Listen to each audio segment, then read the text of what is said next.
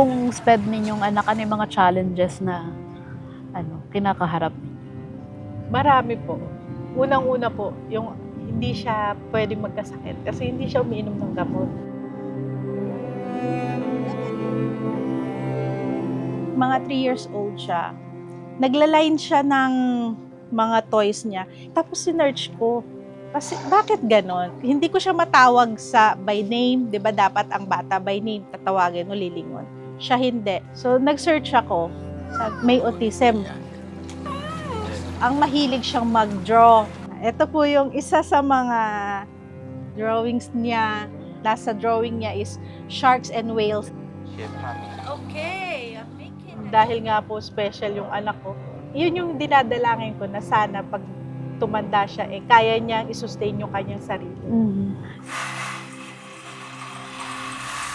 Ang mother ko po ay mananahi rin nung panahon niya. Tapos nagkaroon siya ng negosyo. Sa mga anak niya, 2 kami na talagang tinutukan niya. Ito pong makina na to ay pinahiram lang sa akin. Thankful naman ako dahil nagagamit ko. May biglang sumigaw ng sunog.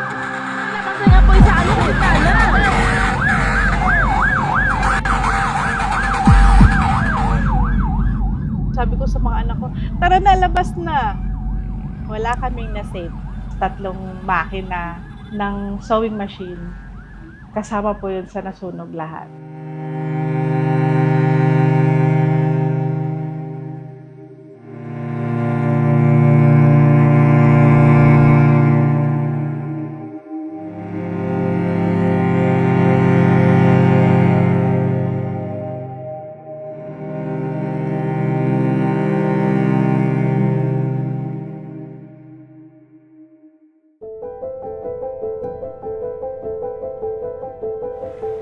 Aabot sa 3.7 million informal settler families ang nasa Pilipinas. Kalahati ng informal settler families na ito ay nandito sa Metro Manila at ang karamihan ng mga informal settler families na yan nandito sa Tondo. Karamihan sa kanila ay ramdam na ramdam ang kahirapan dahil sa kakulangan ng oportunidad.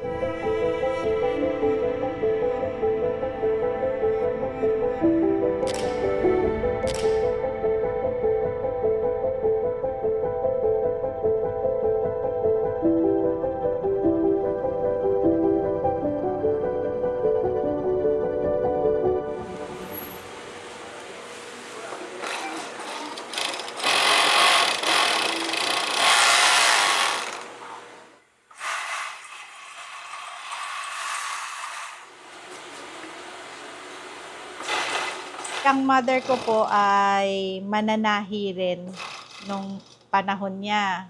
Tapos nagkaroon siya ng negosyo. Sa mga anak niya, 2 kami na talagang tinutukan niya.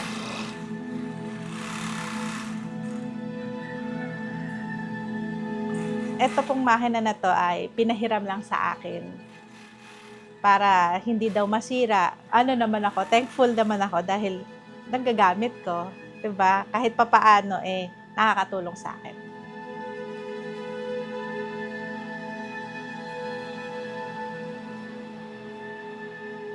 Kumusta naman po yung mga anak ninyo ngayon?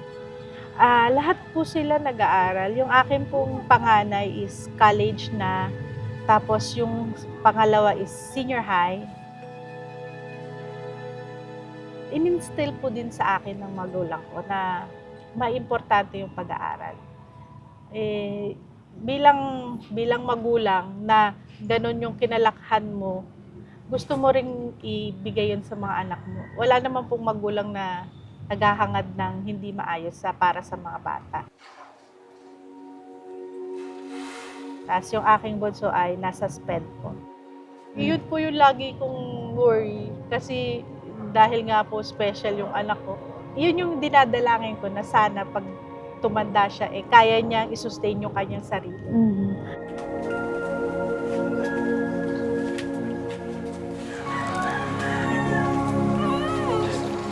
Ang mahilig siyang mag-draw. Ang galing niyang mag-draw. Pero ang nasa drawing niya is sharks and whales. Ito po yung isa sa mga drawings niya. Ford, can you draw the shark? Let mommy see the shark. What's that? What's that? It's baby shark. You wanna draw? Oh, what's that? That's so long. What are you playing? Mga 3 years old siya. Naglaline siya ng mga toys niya. Tapos sinearch ko. Kasi bakit ganon? Tapos hindi ko siya matawag sa by name, 'di ba dapat ang bata by name tatawagin mo lilingon. Siya hindi. So nag-search ako. May autism. Ano ko pa lang po 'yun. Nagpunta ako sa school ng anak kong panganay. Tapos guidance counselor po nag-recommend sa akin kay Dr. Crastirello. Na find out po na autism siya.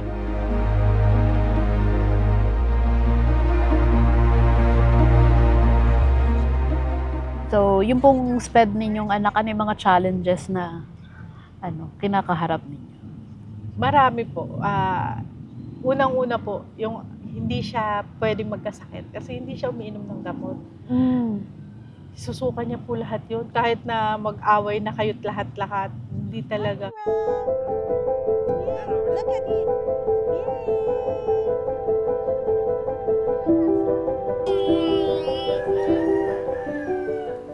Last time po na kami sa ospital dahil akala ko may dengue siya.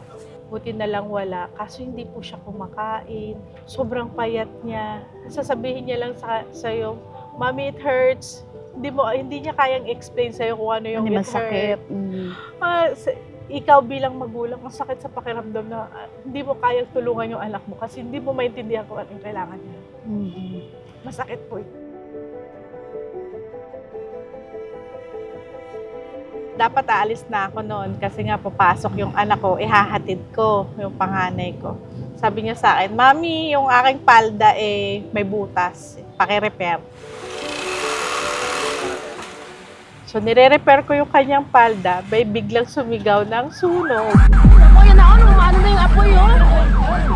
Ano man nabasa yung apoy sa sa tala?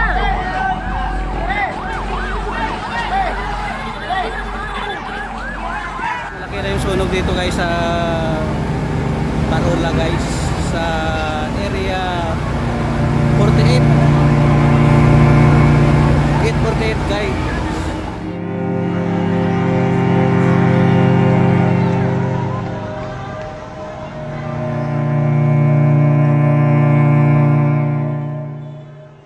Pagsilip ko po sa pintuan, nandyan lang po siya, yung likod na yan, nandyan lang po yung sunog. So, pagkakita ko po, kinuha ko agad yung tatay ko na nakahiga. Sabi ko, Pa, labas na tayo. Labas. Saglit. Paglabas namin, tinawag ko lang yung mga anak ko. Malis na kami.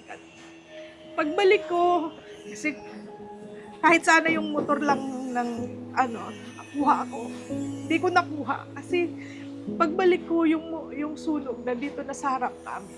Kaya, Wala talaga kayo nailigtas. wala po. Yung mga anak ko lang at yung tatay ko talaga yung nabit-bit ko.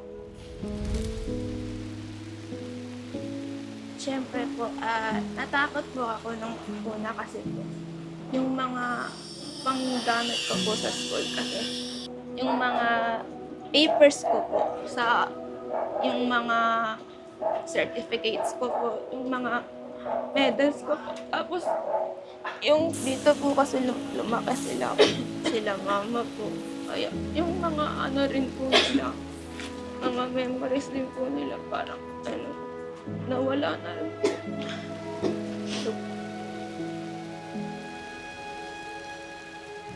Para naman sa akin, mas okay na masave ko yung tatay ko kaysa naman Naiwan mo siya. maupo, di ba? Yung konsensya ko nun, grabe, hindi ko na makakayanin yun. Sabi ko nga, kaya naman nating ipundar uli yung mga bagay na nasa atin lang. Kesa naman yung family natin, yung mawala sa Mawawala. hindi magandang pangyayari.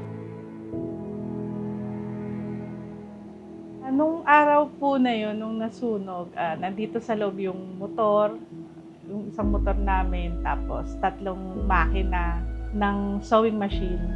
Tapos po yung at that time meron pong 14 na rolls ng tela.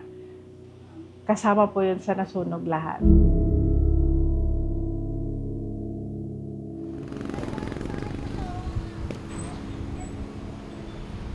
Saan kayo tumuloy? Sa evacuation center po, dyan sa May Delpat. Doon po, meron kaming tent. Yung square lang na doon po.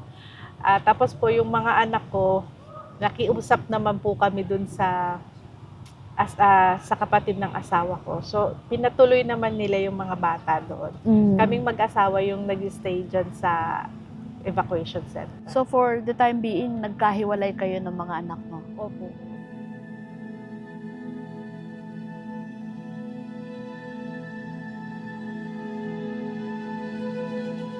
Ang hirap po sa evacuation center. Bakit? Anong experience dun? Free naman kami sa food, binigyan naman kami. So, naman po yung pagdating sa pagkain, yung pag-stay nga lang po doon, hindi ka rin makakatulog ng maayos kasi yung Maingay. opo, lalo na sa madaling araw.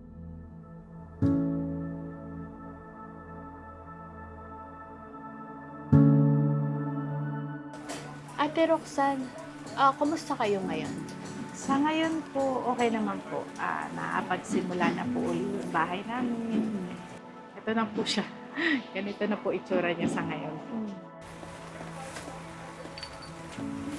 Po yung bahay namin. Diyan po yung kusina namin. Tapos yung CR.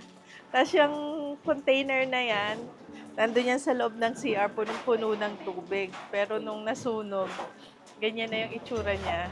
Kasi nga, hindi nag-evaporate masyado yung tubig. Kaya may natira pa. Yan na lang ang natira. Tapos po, nandito yung papa ko, meron siya sariling higaan dito. Kasi hindi niya na kayang umakyat sa taas. Dito siya nakahiga. Tapos nandyan yung mga makina ko. 3 yung makina dyan na nakalagay. Paano kayo umaagapay ngayon?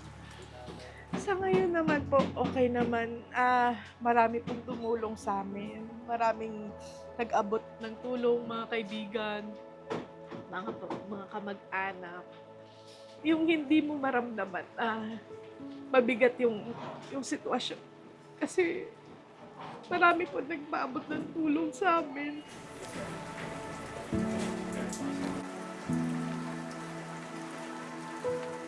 Ano na nangyari pagkatapos nung insidente na yun? Nung naligtas po ang papa, pinadala ko muna sa mga kapatid ko. 1 week lang po mahigit. Wala na rin po, nagpaalam na rin po yung papa ko. Hindi niya rin po siguro kinaya.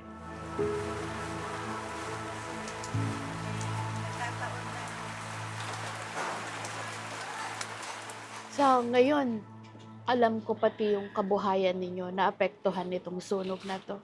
Opo, mga makina namin, wala na. Dobleng pagsubok yung pinagdaanan ng pamilya ninyo. Saan kayo kumukuha ng lakas? Panginoon, para sa akin, ang lahat ng bagay may dahilan. Hindi porket masaklap yung nangyari sa atin. Hindi yun bigay ng Panginoon. As para sa akin, bigay niya yun, kaloob niya yun. Pinatatatag niya tayo, sinusubok niya tayo kung gaano tayo magtitiwala sa Kanya.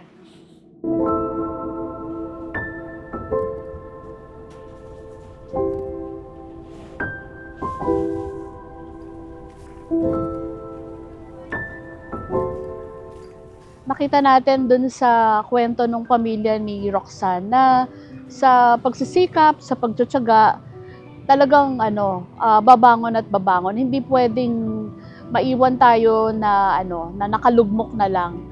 Dahil ang buhay naman talaga maraming challenges yan .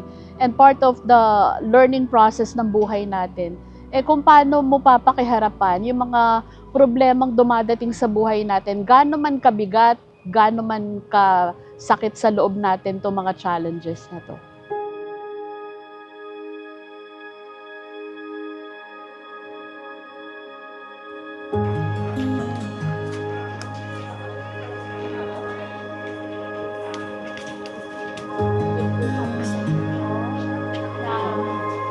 Ano po yan?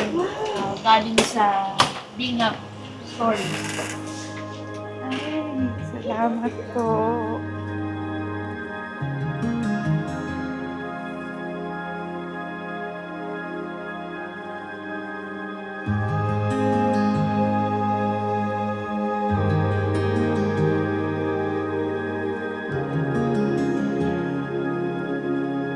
Thank you po. Salamat po ng May marami. uniform din po sila. Thank you po. May uniform ka na ate. Hindi ka na wash and wear. Salamat po ng marami. Salamat po. Malaking bagay po, malaking tulong. Lalo na po yung makina. Salamat po Galing ng sa marami. Salamat po. Thank you po. Thank you po sa lahat po ng bumubuo po ng FYM po. Napakalaking bagay po na ito sa amin. Sa pag-i-start po ng buhay. Thank you po sa tulong ng tagapamahalang pangkalatan, ang kapatid na Eduardo B. Manalo. Overwhelmed po kami. Overwhelmed po. Maraming salamat sa lahat ng tulong nyo. Malaking bagay po. Thank you. Ipinagpapasalamat ko sa Ama na nakakatulong tayo sa kapwa natin. Yun yung isang hangarin ko din. Kaya patuloy akong sumusuporta dito po sa programang ito ng Iglesia ni Cristo.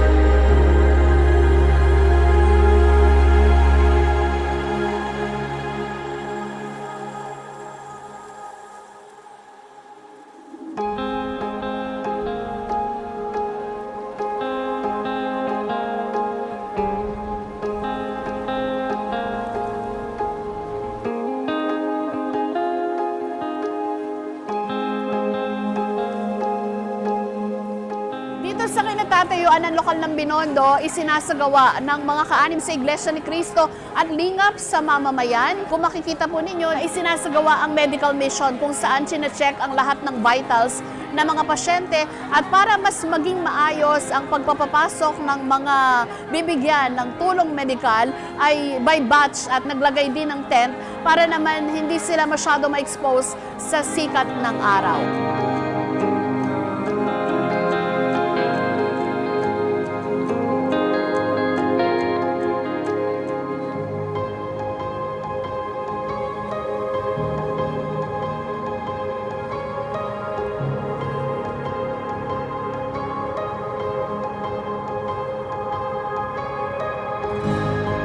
Nasunugan po kahapon, wala po sa amin natirang mga gamit at mga damit. Mabuti na lang po merong pa-check up dito sa Iglesia ni Cristo at nabigyan po kami ng gamot at mabibigyan pa po kami ng bigas at hilata. Maraming salamat po sa Iglesia ni Cristo at narito sila para magbigay. Salamat po. Kami po'y nasunugan sa parola. Andito po sa libreng gamot. Kailangan ko po ngayon. Kaya salamat, maraming salamat sa Iglesia.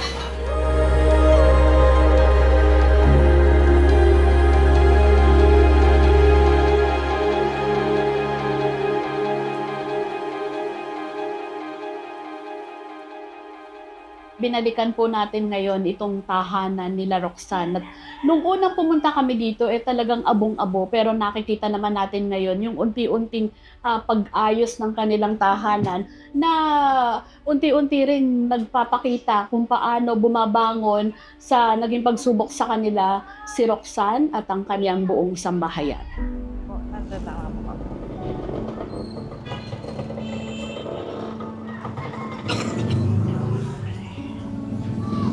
sunugan nun yung looban nyo ng... Opo.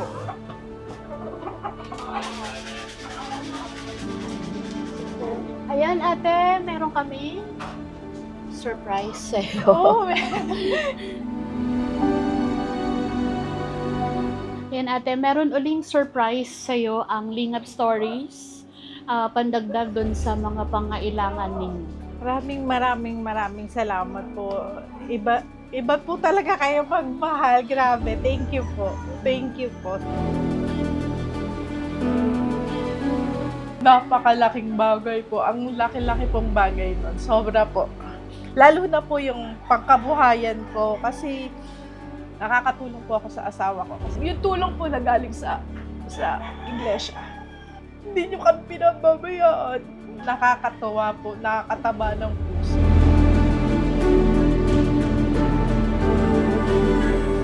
Ako po ay nagpapasalamat sa kapatid na Eduardo V. Manalo, tagapamahalang pangkalahatan ng Iglesia ni Cristo, dahil sa isa po ako sa napagkatiwalaan na maging bahagi nitong Lingap sa Mamamayan, na nakikita ko po yung mga pagtulong na ginagawa ng Iglesia sa pamagitan ng Lingap sa Mamamayan, hindi lang po dito sa bahagi ng Tondo, kundi sa iba't ibang panig pa ng Pilipinas at ng mundo.